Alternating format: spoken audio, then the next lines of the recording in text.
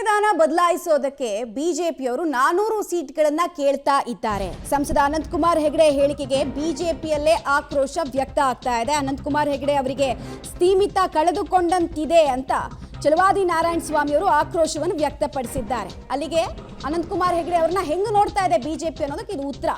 ಜಗತ್ತಿನ ಯಾವ ಶಕ್ತಿಗೂ ಸಂವಿಧಾನ ಬದಲಾಯಿಸೋದಕ್ಕೆ ಸಾಧ್ಯ ಇಲ್ಲ ಅಂತ ಸಿಟಿ ರವಿ ಅವರು ಹೇಳಿದ್ದಾರೆ. ಅರವಿಂದ್ ಬೆಲ್ಲದ್, ಪಿ ರಾಜೀವ್ರಿಂದ ಕೂಡ ಹೆಗಡೆ ಹೇಳಿಕೆಗೆ ಖಂಡನೆ ವ್ಯಕ್ತ ಆಗ್ತಾ ಇರೋದು ಮುಂದುವರಿತಾ ಇದೆ. ಕೇಂದ್ರ ಬಿಜೆಪಿಯಿಂದ ನೋಟಿಸ್ ಜಾರಿಯಾಗಿದೆ. ರಾಜ್ಯದಲ್ಲಿ ಒಬ್ಬರು ಇವ್ರ ಬೆನ್ನಿಗೆ ನಿಲ್ತಾ ಇಲ್ಲ. ಅವ್ರವ್ರ ಯೋಗ್ಯತೆ ನೋಡ್ಕೊಳ್ಬೇಕಾಗುತ್ತೆ. ಅನಂತಕುಮಾರ್ ಹೆಗಡೆ ಅವರು ಬಹು ಹಿಂದೆ ನಾವು ಬಂದಿರತಕ್ಕಂಥದ್ದೇ ಸಂವಿಧಾನ ಬದಲಾವಣೆ ಮಾಡಲಿಕ್ಕೆ ಅಂತ ಹೇಳಿ ಒಂದು ಹೇಳಿಕೆಯನ್ನು ಕೊಟ್ಟಿದ್ರು. ಆಗ ಅವರು ಸಚಿವರು ಕೂಡ ಇದ್ರು. ಮಾನ್ಯ ಪ್ರಧಾನಮಂತ್ರಿಗಳಾಗಿರ್ತಕ್ಕಂಥ ಮೋದಿಜಿ ಅವರು ಸದನಕ್ಕೆ ಕರೆಸಿ ಕ್ಷಮೆ ಕೇಳಿಸ್ತಕ್ಕಂಥ ಕೆಲಸವನ್ನ ಮಾಡಿದ್ರು. ಅದಾದ ನಂತರ ಅವರಿಗೆ ಶಾಸ್ತಿಯನ್ನೂ ಮಾಡಲಾಯಿತು. ಅವರನ್ನ ಮಂತ್ರಿ ಸ್ಥಾನದಿಂದ ಕೆಳಗಿಳಿಸಲಾಯಿತು. ಇದೆಲ್ಲವೂ ಗೊತ್ತಿದ್ರೂ ಕೂಡ ಇತ್ತೀಚೆಗೆ 2-3 ದಿವಸಗಳ ಹಿಂದೆ 400 ಸ್ಥಾನಗಳನ್ನು ನಾವು ಯಾಕೆ ಗೆಲ್ಲಬೇಕು ಅಂದ್ರೆ ಸಂವಿಧಾನ ತಿದ್ದುಪಡಿ ಅಥವಾ ಬದಲಾವಣೆ ಮಾಡಬೇಕಂದ್ರೆ ನಮಗೆ ಮೆಜಾರಿಟಿ ಬೇಕಾಗ್ತದೆ ಅಂತಕ್ಕಂಥ ಮಾತನ್ನ ಹೇಳಿದ್ದಾರೆ. ಇದು ಅವರ ವೈಯಕ್ತಿಕ ವಿಚಾರವೇ ಹೊರತು ಪಕ್ಷದ ವಿಚಾರ ಅಲ್ಲ. ಮೊದಲನೇದಾಗಿ.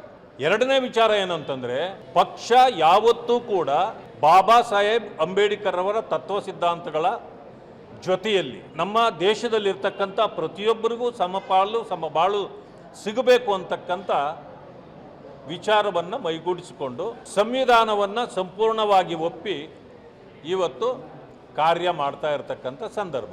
ಮಾನ್ಯ ಪ್ರಧಾನಮಂತ್ರಿಗಳು ಹೇಳಿದ್ದಾರೆ, ನೂರಾರು ಬಾರಿ ಹೇಳಿದ್ದಾರೆ, ಯಾವುದೇ ಕಾರಣಕ್ಕೂ ಈ ದೇಶದಲ್ಲಿ ಸಂವಿಧಾನ ಬದಲಾವಣೆಯ ಮಾತೇ ಇಲ್ಲ, ಪ್ರಶ್ನೆಯೇ ಇಲ್ಲ ಅಂತಕ್ಕಂಥದ್ದನ್ನು ಹಲವು ಬಾರಿ ಹೇಳಿದ್ದಾರೆ.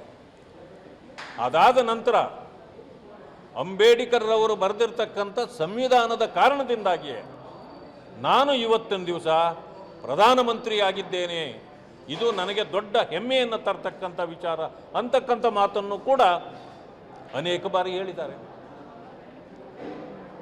ಸಂವಿಧಾನವನ್ನ ಒಂದು ಮೇಜಿನ ಸಂಸದರಾದಂತಹ ಅನಂತಕುಮಾರ್ ಹೆಗಡೆರವರು ಏನು ಸಂವಿಧಾನದ ಕುರಿತಾಗಿ ಹೇಳಿಕೆಯನ್ನು ಕೊಟ್ಟಿದ್ದಾರೆ, ಆ ಹೇಳಿಕೆಗೆ ಮತ್ತು ಭಾರತೀಯ ಜನತಾ ಪಕ್ಷಕ್ಕೆ ಯಾವುದೇ ರೀತಿಯ ಸಂಬಂಧ ಇಲ್ಲ. ರಾಷ್ಟ್ರೀಯ ನಾಯಕರು ಕೂಡ ಅದನ್ನು ಗಮನಿಸಿ ಅವರಿಂದ ಸ್ಪಷ್ಟನೆ ಕೇಳುವಂತಹ ಒಂದು ಜಗತ್ತಿನ ಯಾವ ಶಕ್ತಿಗಳು ಕೂಡ ಸಂವಿಧಾನ ಬದಲಾಯಿಸೋದಕ್ಕೆ ಅವಕಾಶ ಇಲ್ಲ. ನಮ್ಮ ಭಾರತ ಸಾರ್ವಭೌಮ ರಾಷ್ಟ್ರ, ಸಂವಿಧಾನ ಬದಲಾಯಿಸುವ ಪ್ರಶ್ನೆ ಇಲ್ಲ. ತಿದ್ದುಪಡಿ ಮಾಡೋದಕ್ಕೆ ಸಂವಿಧಾನವೇ ಅವಕಾಶ ಕೊಟ್ಟಿದೆ. ಕಾಂಗ್ರೆಸ್ಸೇ 95ಕ್ಕೂ ಹೆಚ್ಚು ಬಾರಿ ತಿದ್ದುಪಡಿ ಮಾಡಿದೆ.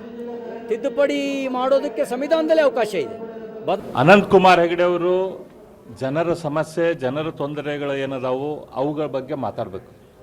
ಅದನ್ನು ಬಿಟ್ಟರು ಈ ರೀತಿ ಸಂಬಂಧ ಇಲ್ಲ, ಸೂತ್ರ ಇಲ್ಲದ ಈ ರೀತಿ ಅವರು ಏನು ಮಾತಾಡ್ತಾರ, ಇದರಿಂದ ಜನರ ಭಾವನೆಗೆ ಧಕ್ಕೆ ಆಗ್ತದೆ. ಜನರ ಭಾವನೆಗೆ ಭಾಳ ಧಕ್ಕೆ ಆಗ್ತದೆ.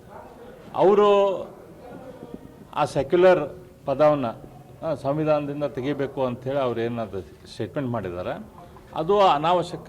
ಈ ಸಂದರ್ಭದಲ್ಲಿ ಮಾತಾಡುವಂಥ ಅವಶ್ಯಕತೆ ಇಲ್ಲ. ಅದ್ರ ಬಗ್ಗೆ ಚರ್ಚೆ ಆಗಬೇಕು ಬಿಡಬೇಕು, ಅದು ನಂತರ ಮುಂದೆ ಎಲ್ಲರೂ ಕೂಡಿ ವಿಚಾರ ಮಾಡಕ್ಕೆ